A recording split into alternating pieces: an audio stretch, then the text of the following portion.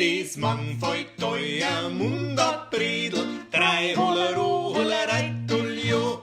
Große Ehre für uns heute beim zweiten Mangfalltaler Mundartbredel haben wir da den Hundling, einen von Bayerns, sage ich mal, Top-Liedermachern, kann man schon so sagen, gell?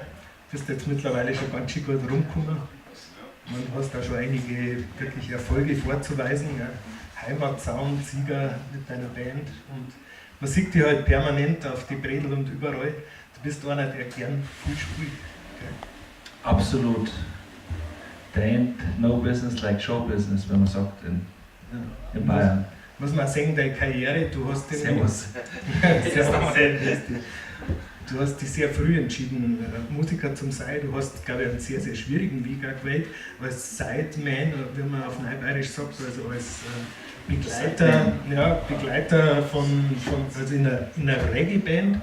Genau. Der Les Baba Cool, oder? Genau, die Baba Cools. Les Baba Cools. Genau. Okay. Der habe ich 20 Jahre lang gespielt. Ja. Da warst du 20 Jahre lang als Profi-Reggae-Bassist unterwegs. Was ja eigentlich auch schon ein bisschen so was mit Religion zu tun hat und was mit Groove und oder? Schon ein bisschen. Das hat was mit Groove zum Tor, mit Vibes, mit World Music. Ja, Reggae unterwegs sein und auf Reggae-Festivals fahren und Bass spielen in einer Reggae-Band ist halt einfach das Beste, was es gibt eigentlich für einen Bassisten. Eigentlich, wenn du irgendein anderes Instrument spielen musst in einer Reggae-Band, bist du der Depp. Aber als Bassist bist du der absolute King. Wieso jetzt genau? Weil Bass das Wichtigste ist bei Reggae. Es geht einfach unglaublich tief, unglaublich fett und satt. Sie sind alle auf dich angewiesen und müssen deinen Rhythmus folgen. Also auf so einem Reggae-Festival, auf Chiemsee, wir haben am Chiemsee gespielt, wir haben am Summer Jam in Köln gespielt, also wir haben wirklich die größten Reggae-Festivals auch gespielt. Wir haben trotzdem kein Geld verdient, weil wir viel zu viel Leute waren, aber das ist eine andere Geschichte, aber es war wirklich massiv und auf den großen Festivals hast du allein 2 große 8x10er Ampelboxen, das sind ungefähr, man sagt immer scherzhaft Kühlschränke dazu, die sind so hoch ungefähr und da sind allein 8 Speaker in einem drin und auf so einem Reggae-Festival sind allein 2 und von dem her siehst du schon, wie wichtig Bass da ist, ja. Also das ist massiv. Der Rhythmus ist ja relativ langsam und der geht, wie du gesagt hast, ziemlich tief rein und deswegen, wenn du da reinlangst, dann muss einfach die Erde dir. Aber das ist, was mich da eher ein bisschen interessiert, da hast du ja in den 20 Jahren mit Sicherheit die Straße mit allen Facetten erlebt sozusagen. Insofern, glaube ich, hat dir das auch berechtigt, das wirklich zum Liedermachen, weil du einfach brutal viel erlebt hast. Das heißt, du hast da wirklich über Jahrzehnte Material sozusagen in dir aufgestaut und irgendwann hast du dann entschlossen, das auf Bayerisch in Musik zu verpacken, in deine eigene Musik zu verpacken. Es ist halt dann so, nach 20 Jahren halt dann irgendwann doch die Luft raus. Ich habe es ja vorher schon angedeutet, es ist halt einmal schwer, dass man Geld verdient, wenn man so viel Leid ist. Also wir waren zu 9, wie soll das funktionieren? Du musst den Sprinter zahlen, weißt, der kostet 150 € Miete, dann musst du den Manager zahlen, dann musst du die Booking-Agentur zahlen, dann musst du einen Tontechniker zahlen, der auch immer das Dreifache verdient von dem, was du verdienst. Und ganz zum Schluss kommst du dann und da bleiben nur 2,50 € über. Und das machst du in die 20er Jahre, weil es halt Rock'n'Roll ist, weil du gern unterwegs bist, weil du dann auch gern Party machst nach dem Gig und so weiter und so fort. Aber nach 20 Jahren ist halt dann irgendwie, sagst du halt dann auch, nein, ich habe keinen Bock mehr aufs Rock'n'Roll-Business. Ich glaube schon. Ich habe dann gesagt, ich mache nur noch Musik für meine Gespusi in Untergersingen. Nein, ich glaube, aber wenn man, also das ist jetzt ein bisschen eine einseitige Betrachtung. Ich glaube schon, wenn ich deine Texte mir so anschaue und so, dann ist da in dir einfach auch was hergewachsen, was raus müssen.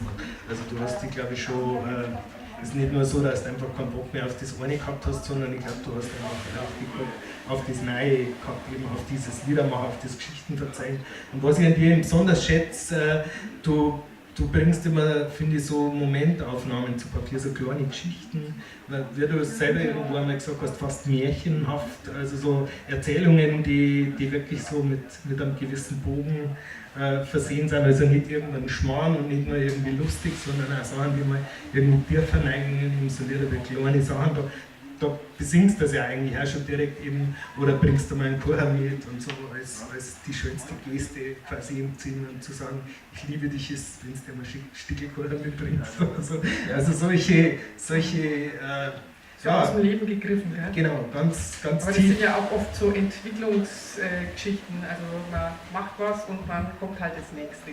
Man bleibt ja nicht immer stehen auf dem Gleichen und dann von dem Reggae 20 Jahre, dann ist halt mal das Nächste gekommen. Ja, absolut. Also vor allem war der Gedanke halt, ich mache jetzt was auf Bayerisch, weil dann ist die Gefahr nicht mehr ganz so groß, dass ich so weit fahren muss, dass ich über, ich sage jetzt einmal Nürnberg raus, wird die Luft schon Das dünner. ist ein Selbstschutz, oder? Also es geht, aber tatsächlich dann doch wieder weiter, wenn man denkt, ja. Also das war schon ein bisschen Selbstschutz, dass man sagt, ja, ich sage es immer scherzhaft, ja. Also das ist halt einfach irgendwie was mir wirklich, wie du sagst, einfach total voll Spaß macht, das Geschichten erzählen. Also vor allem, du hast es wirklich, also vor allem sind es wirklich Geschichten. Also das habe ich festgestellt, es gibt natürlich 10.000 Möglichkeiten, wie man Songs erzählt, ja.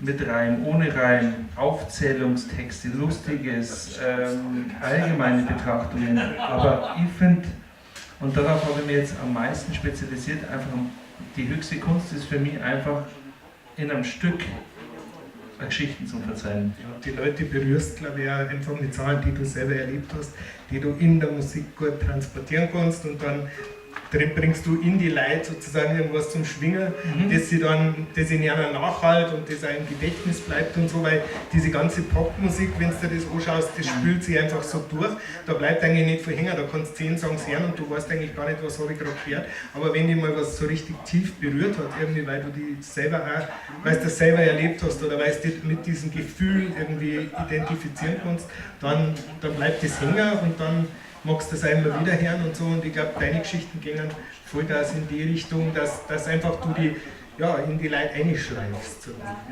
Das hast du so schön gesagt. Also, du müsstest für mich eigentlich in Zukunft Interviews machen, weil du machst es so, dass du weiterredest und sagst, was noch?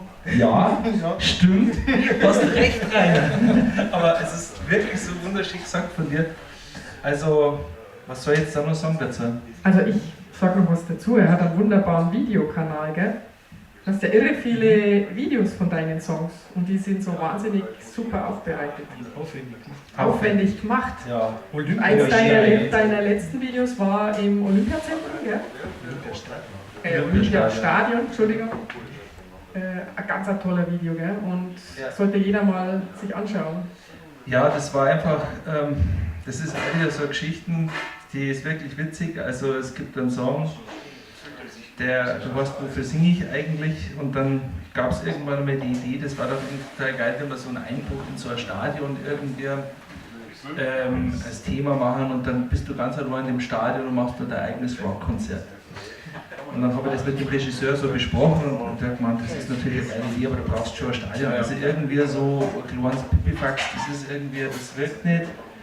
Und dann habe ich die Idee schon fast verworfen, weil wir gesagt haben, also irgendwie 60er Stadion oder Olympiastadion, das kannst du vergessen, das kannst du nie erzeugen, das ist chancenlos.